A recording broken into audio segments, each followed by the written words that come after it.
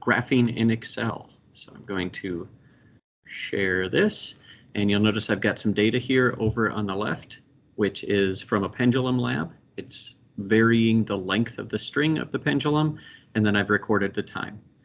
To insert a graph, it's really simple.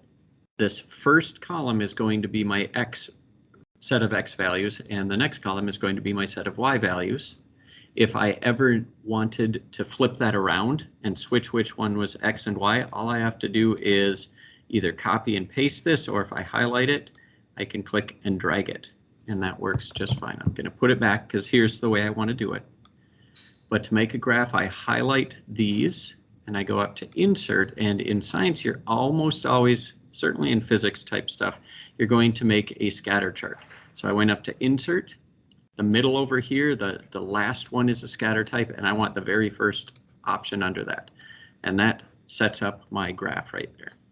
I'm going to add some things to this. I'm going to add axis titles, and I'll have to edit those later.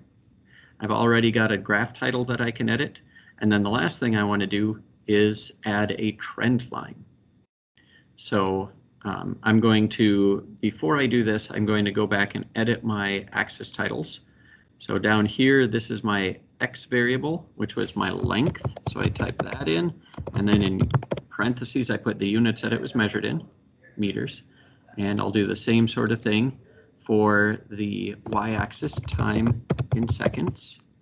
And then I want to do something for my title of the graph so a reader could know what this is about. So I might say swing time of a pendulum depending on its length. Okay, so now I'm pretty much ready. All of this graph looks good, but I can add a trend line, which is a best fit line or curve here. I'll hit the plus. Down here is trend line, and I want to look at different options. So I could go here, but I actually want to go to more options. And in more options, if I need to, I'll choose this trend line options here. And that gives me access to different types of trend lines, which is great. Down towards the bottom, I've got these two checkboxes. The display equation on chart is especially important. But then I also want to display the R² value. R² is a measure of how good of a mathematical fit is the curve or line I chose for my data. So go back to this, and I can change different types. You notice here linear is pretty good.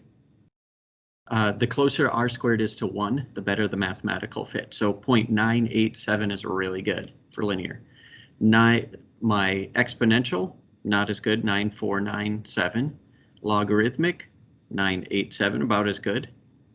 Polynomial here is 9995. That's really good. And power function, I happen to know the data I put in is a power function. So I'm going to get rid of that.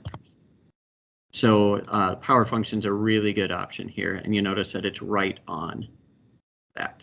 So if I were making a graph, this is all I have to do in order to do it. To get the graph, I could copy this now. Just go over and I don't want to copy.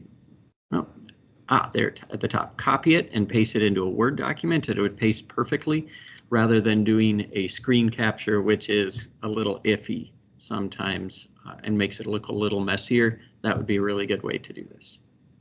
That's all there is to it.